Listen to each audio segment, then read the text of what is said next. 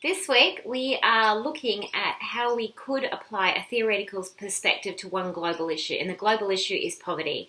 Now, I think it's back in week 7, one of you, Naomi, I think asked me a question or really just floated this idea of how do we apply theory to cases? And I mean, this is really at the heart of what we're learning in this whole course. So there's no easy answer. There's a development of skills. So this is good practice this week. So I encourage you to get on board, and even if you're not quite sure what you're doing, have a go. So what I always recommend, and I did actually post a really long audio comment, about 15 minutes that week, to try and help give some depth and some examples to how you might do it. But what I would say is, a theory that you choose that interests you, and for assignment 3 it should be different to your theory in assignment 2. Write down the 3 or 4 core assumptions around theory. Now, by now you've done assignment 1, assignment 2, you should have a little bit of an understanding of what I mean by core assumption. Realism, states act in their own self-interest, for example. It looks at power politics, protecting your sovereignty, things like that. So a few core assumptions that you're going to start with. So that's always a starting place for theory. And then you look at some of the issues around whatever the global issue is. In this case, we're looking at poverty. So you might include some world statistics around poverty. What is the problem with poverty? What's the issue? What's some of the debate around it? So there's a lot of statistics, especially on official sites like United Nations sites, some of the World Economic Forum. So a lot of those international organisation sites will have a lot of statistics, but we want you to also have scholarly research around it, not simply official organisations, even though they're very good for data and for evidence. Okay, so then you look at poverty, and then you try to sort of match up those core assumptions. So just speaking again, not from necessarily the deep research base you'll be speaking from, but just trying to help guide you perhaps in the right direction. If I'm a realist and I'm talking about the issue of global poverty, well, to be honest, realists don't really get that involved in issues of global poverty, because realists are very concerned with state sovereign issues, their national boundaries. So when it comes to global politics, it's all about positioning and how you increase your own power and enhance your own security. So it's a little surprise that when it comes to poverty issues or, for example, humanitarian aid, now a realist very typically would make a decision on humanitarian aid based on actually quite a self-interest, a national self-interest negotiation. So Australia, for example, has been accused of having a bit more of a realist approach before.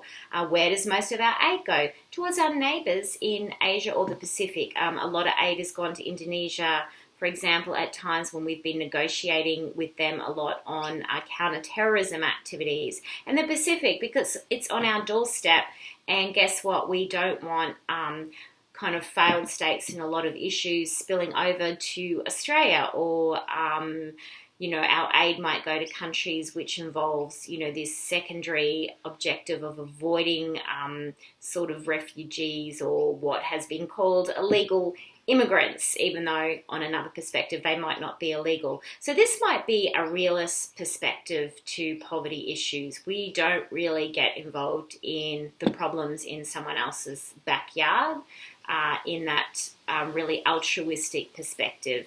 The whole purpose of something like aid or getting involved in poverty is that, if I'm a leader, I'm spending taxpayers' resources. This is for the benefit of Australians. So that is, in brief, one realist perspective on poverty. Liberalism obviously has a much more altruistic perspective. We benefit if we're all progressing and going ahead, then globally the economic system is doing better, that the haves and have-nots, you want to try and close that gap.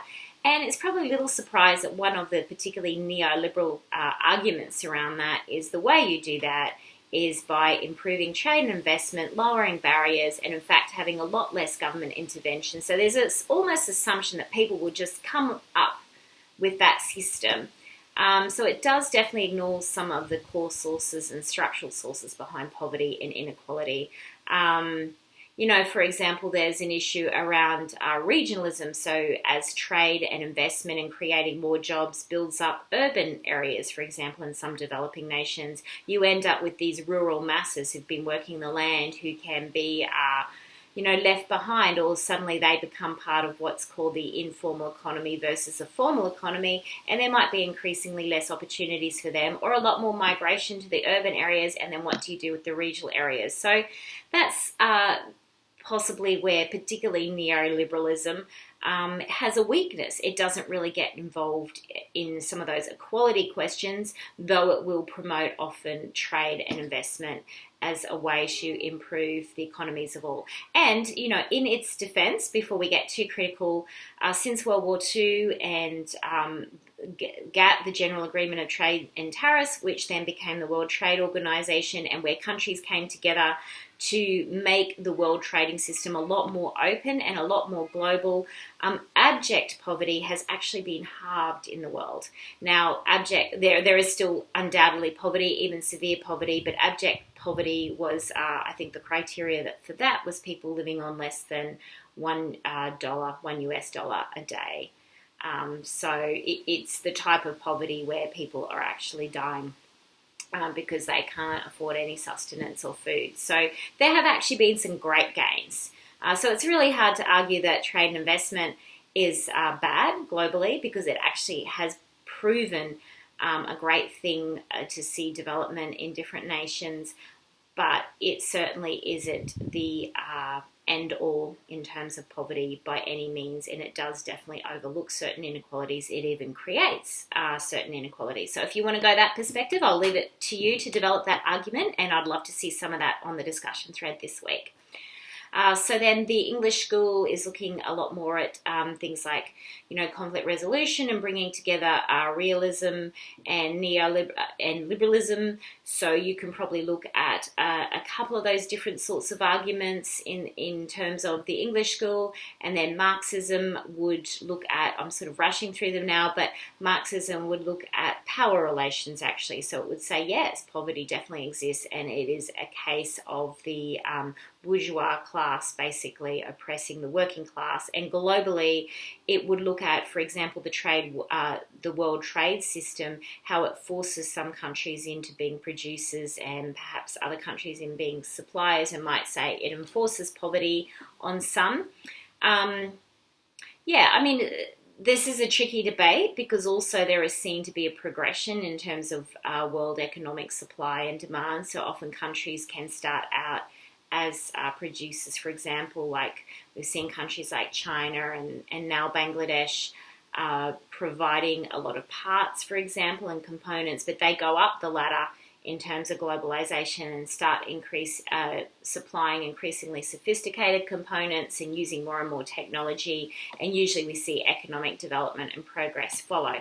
But definitely there would be a Marxist critique to say the entire system rests on some thriving on perhaps the poverty of others, and also a Marxist critique would probably focus on the amount of industries that go to the wall when countries, for example, accede even to the WTO.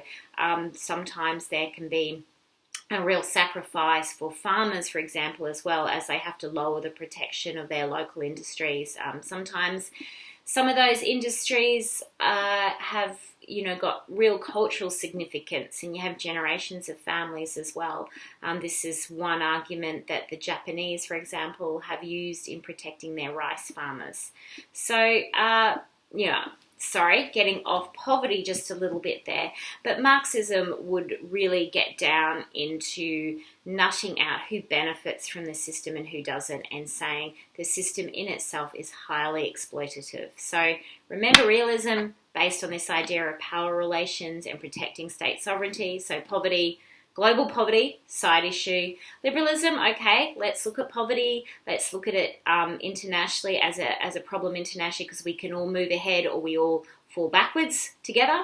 But neoliberalism certainly would look at that Western idea of trade and investment, globalization, organizations like the WTO as being credited for economic progress in the world and more peace overall, and for lifting lots of different nations out of that abject poverty that they might have seen back in the 80s or 90s, for example. English school, a mix, and Marxism looking at the inequalities in the system itself, that some thrive from the what did I say? The exploitation of others. Okay, so that's it in brief, but please float your ideas, particularly if you're looking at this question. Even if you're not looking at this question, have a go. Maybe come up with a couple of global statistics on poverty. Look at what one institution might be doing around poverty globally, and then say, okay, these are a couple of different theoretical perspectives I could look at it from, or you might even use it to showcase either a strength or a weakness of that theory. So I encourage you to practice. So in short, it's not just me telling you how to apply theory to an issue, it's practice. And as you practice, people can hopefully talk to one another, critique one another's work to a certain degree, and then you'll increasingly have those moments where it will start to fall into place, and it actually can become quite an enjoyable practice. And like I said as well in my audio comment in week 7 in response to Naomi, you do not have to know every theory. You shouldn't try. That would be overwhelming.